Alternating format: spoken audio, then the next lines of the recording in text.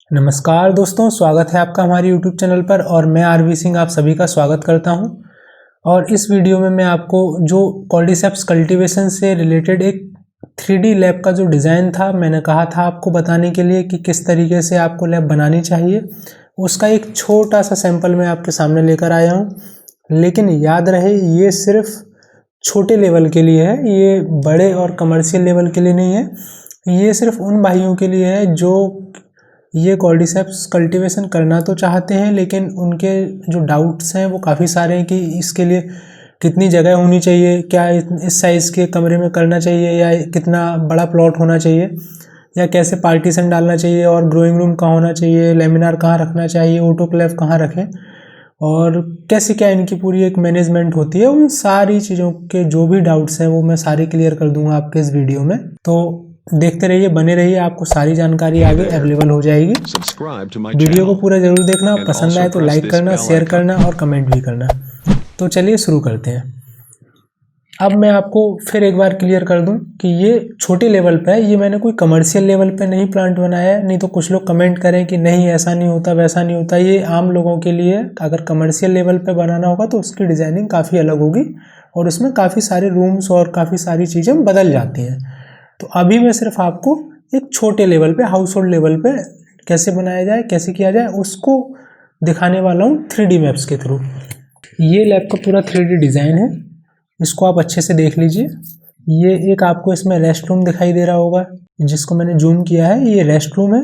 यहाँ पर क्या करेंगे कि आप रेस्ट कर सकते हैं, सारे काम जो भी होते हैं। एक रेस्ट रूम होना ज़रूरी है लैब के अंदर, क्योंकि भाई आप 24 घंटे लैब के अंदर नहीं खा पी सकते, ना ही वहाँ बैठ सकते हैं। तो एक रूम आपको सेपरेट चाहिए होता है। जो एंट्री है वो हमने रेस्ट रूम से ही की हुई है, बाकी एंट्री इसकी कहीं नहीं है। रेस्ट रूम से अंदर ही एक बाथ अटैच है और इसका एक गेट बाहर साइड से भी है बाथ का। उसका मैं रीज़न आपको बाद में दूंगा कि ये क्यों है। बेसिकली हार्वेस्ट करने के बाद क्या होता है कि जो क्रॉप है वो हार्वेस्ट हो जाती है, जो बोटल्स होती हैं वो बचती हैं काफ़ी सारी। तो उन बोटल्स को मैनेज करना एक अपने आप में टफ काम होता है। तो उन बोटल्स को कहीं ना कहीं धोया जाएगा, तो वॉश किया जाता है, वो क्लीनिंग भी हो जाती है उस जगह पर। तो थोड़ा सा एरिया हमने उसके लिए उसको रखा है, इसलिए उसका साइज़ भी बड़ा है। अब हम बात करते हैं पूरी की पूरी लैब। ये क्या है, इसके मैं आपको अलग अलग व्यूज़ दिखाने वाला हूँ, ये किस किस एंगल से और कैसे कैसे मैंने इसमें आपके लिए व्यवस्था करके रखी हुई है।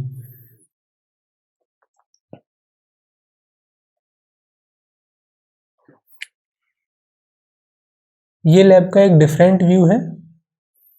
इसमें अगर ऊपर जाना हो किसी को जीने तो उसके लिए लगाया हुआ है। लेकिन सबसे पहले मैं आपको एक चीज़ क्लियर कर देता हूँ।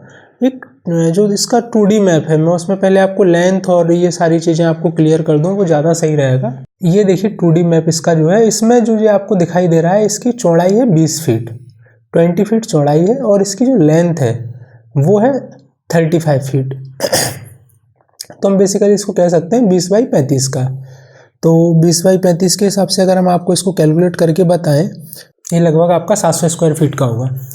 और 700 स्क्वायर फीट में आप एक लैब बना सकते हैं छोटे लेवल पर, जिसमें आपको ये सारे के सारे दिखाई दे रहे होंगे। Dark room, store room, growing room, laminar room, bath और ऑटोक्लेव के लिए कॉर्नर पे स्पेशल जगह है। वो कोई रूम नहीं है बेसिकली, ये एक स्पेशल जगह है अलग से।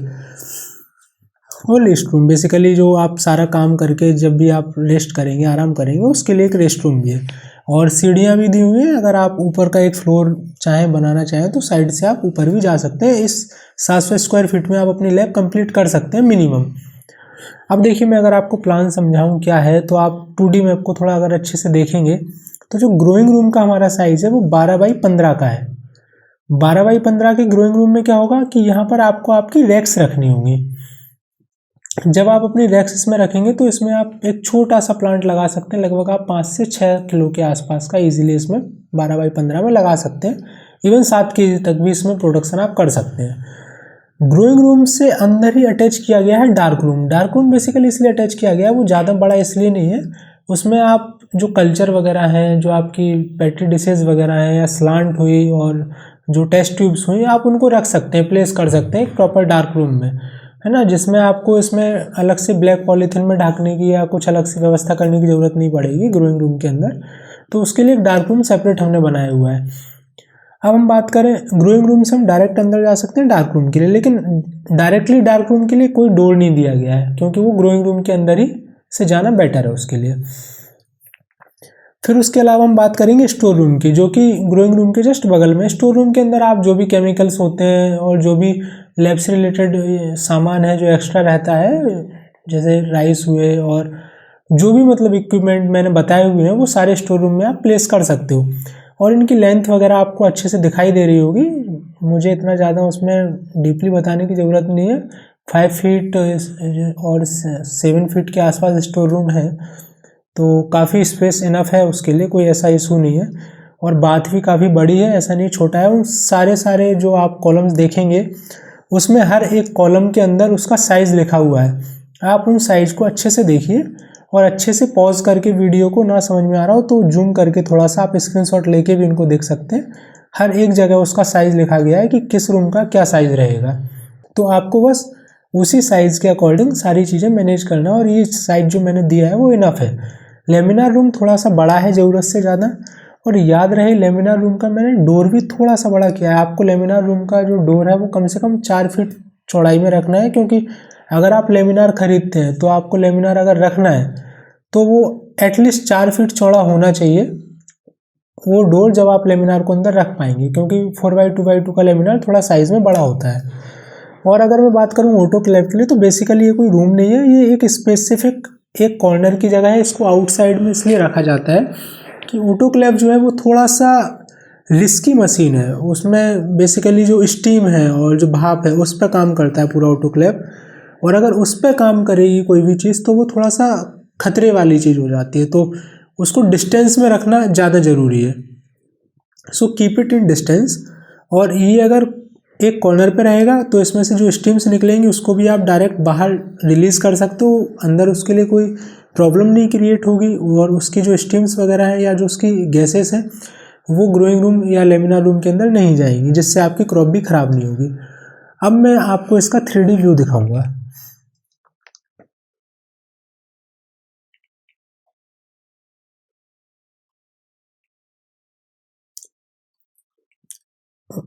एक मैंने विंडो दी हुई है, विंडो नहीं बेसिकली वो छोटा सा हॉल है आप, लेकिन इसमें विंडो बनाना पड़ी है। जो ग्रोइंग रूम है आप उसको ठीक से देखेंगे तो उसमें एक विंडो पीछे दी गई है, बहुत छोटी है जो, और एक विंडो जस्ट गेट के बगल में दी गई है। जो गेट के बगल में विंडो दी गई है आपको उसमें एक एग्जॉस्ट लगाना है, और जो पीछे वाली विंडो दी गई है उसमें आपको लगाना है 3M का जो एयर फिल्टर होता है, जो AC वगैरह में लगाया जाता है। मैंने ऑलरेडी अपनी जो बुक है उसमें इसकी फ़ोटो और सारी चीज़ें बताई हुई हैं। आपको वो फिल्टर है वो इस हॉल पे लगाना है, और जो एग्जॉस्ट है वो सुबह शाम चलाना है, जिससे जो एयर है पीछे से हवा लेगी और फिल्टर से वो एयर प्यूरीफाई हो जाएगी। रूम के अंदर सुबह शाम फ्रेश एयर आएगी और एग्जॉस्ट उस एयर को बाहर निकाल देगा अंदर वाली। तो आपको ये एक व्यवस्था पूरी रखनी है।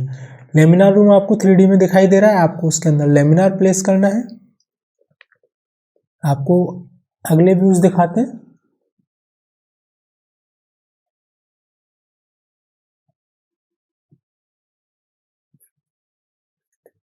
और ये एक पूरा एक व्यू है जिसमें आपको सारी चीज़ें दिखाई दे रही हैं। अब आपको क्या करना है, ऑटोक्लेव को आपको बाहर साइड में रखना है, और जो चीज़ जहाँ जैसे लेमिनार हुआ, लेमिनार को हम लेमिनार रूम अलग में इसलिए रख रहे हैं, उसमें जो UV लाइट होती है वो किसी भी क्रॉप पे अगर पड़ गई तो वो पूरी की पूरी क्रॉप ख़त्म कर देगी, क्योंकि बहुत सेंसिटिव होती है और UV लाइट किसी भी जीवी चीज़ को ख़त्म कर देती है, छोटी मतलब माइक्रो ऑर्गेनिज्म जो होते हैं। तो आपको लेमिनार को बिल्कुल अलग रखना है, सेपरेट। लेमिनार की जो UV रेज है वो किसी दूसरी चीज़ पे नहीं पड़ना चाहिए। ये जो इसमें व्यू आ रहा है जूम करके, ये डार्क रूम के लिए है, स्टोर रूम भी है। तो ये सारे के सारे आप अच्छे से देख लीजिए। ये बाहर से इसलिए है कि जब आप यहाँ ग्रोइंग रूम से अपना पूरा सामान निकाल देंगे बाहर, सामान बाहर निकालने के बाद आप यहाँ पर इजीली वॉश कर सकते हैं, इतना स्पेस है बीच में, तो आप जितने भी ग्लासेस हैं वो यहाँ पर रख के साफ़ कर सकते हैं, उसका भी कोई इशू नहीं है। और ऑब्वियस सी बात है 24 घंटे का काम होता है, आपको परमानेंट एक मेंबर चाहिए लैब में देखने के लिए क्या कैसा काम चल रहा है, तो उसके लिए एक रेस्टरूम होना ज़रूरी है। और एंट्री सिर्फ, और जो एंट्री है वो सिर्फ एक है, वो डायरेक्ट रेस्ट रूम में, क्योंकि ज़्यादा एंट्री करने पर डस्ट और सारी चीज़ें अंदर आएंगी, उससे क्रॉप ख़राब होगी, इसलिए ज़्यादा एंट्रीज नहीं की गई हैं। तो आई होप आपको काफ़ी सारी चीज़ें समझ में आ गई होंगी, और ऐसी कंप्लीट इन्फॉर्मेशन मैंने अपनी बुक में दी हुई है, जिसको आप देख सकते हैं और उसको आप परचेज़ भी कर सकते हैं। और ऐसी इन्फॉर्मेशन मैंने अपनी बुक में दी हुई है, आप मेरी बुक पढ़ सकते हैं। जो ई बुक है वो रिलीज़ 1 या 2 दिन में होने वाली है। जैसे ही वो रिलीज़ हो जाएगी आप उसको ले सकते हैं, पढ़ सकते हैं, और ज़्यादा जानकारी के लिए आप मुझसे कांटेक्ट भी कर सकते हैं। आप कमेंट करके जो भी जानकारी है वो पूछ सकते हैं मुझसे। और वैसे तो आपको ज़रूरत नहीं पड़ेगी, अगर आपने मेरी बुक पढ़ी है तो आपको कॉर्डिसेप्स कल्टीवेशन की A to Z पूरी इन्फॉर्मेशन मिल जाएगी। जिस तरीके से मैंने आपको इस वीडियो में बताया है, उसी तरीके से मैंने बुक में स्टेप बाय स्टेप हर एक चीज़ मैंने समझाई हुई है। और होप सो अगर आप बुक पढ़ेंगे तो आपको इससे रिलेटेड कोई ज़्यादा प्रॉब्लम्स नहीं होंगी, और बुक पढ़ने के बाद मुझे नहीं लगता कि आपको कोई स्पेसिफिक ट्रेनिंग की भी कोई ज़रूरत है।